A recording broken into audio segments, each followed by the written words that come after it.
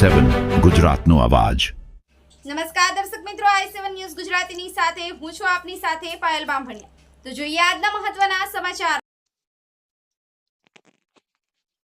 Anand ADIT college ખાતે યોજાયેલ મહિલા બાળ જનજાગૃતિ સેમિનાર અંગે ડીવાયએસપી પ્રીતિ ગુપ્તાએ આપી પ્રતિક્રિયા। Bureau chief Narendra Sharma, i7 news Gujarati, Anand.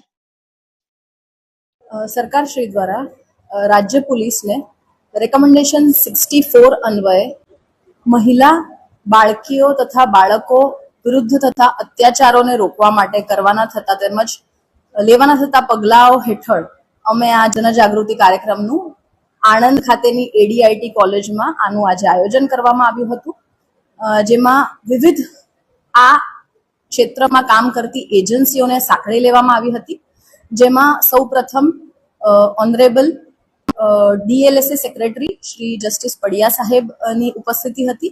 એની સાથે legal cum probationer officer miss Manisha Jethwa madam, એના સિવાય અમારા સાયબર એક્સપર્ટ, આઈટી એક્સપર્ટ તેમજ વિદ્યાનગર પોલીસ સ્ટેશનના મહિલા પીઆઈ ચોપડા મેડમ તેમજ વીકે રાઠોડ પીઆઈ શ્રી, એ તમામની ઉપસ્થિતિ સાથે આ તમામ એજન્સીઓ સાથે આજે અમે આ કાર્યક્રમનું આયોજન કર્યું, જેનો ઉદ્દેશ્ય એવો હતો કે મહિલાઓ વિરુદ્ધ તથા અત્યાચારોમાં કયા કયા કાયદાઓ ઉપલબ્ધ છે, એની હેઠળ કઈ જોગવાઈ હેઠળ શિક્ષા કરવામાં આવે છે, તેમજ રાજ્ય પોલીસ દ્વારા કઈ કઈ સેવાઓ ઉપલબ્ધ કરવામાં આવી છે, જેમ કે 112 toll free number, she team જેવી સેવાઓ ઉપલબ્ધ કરવામાં આવી છે, જેથી સમાજમાં એક સુરક્ષાનું વાતાવરણ ઊભું થયું છે, જેની માહિતી આજે આપવામાં આવી।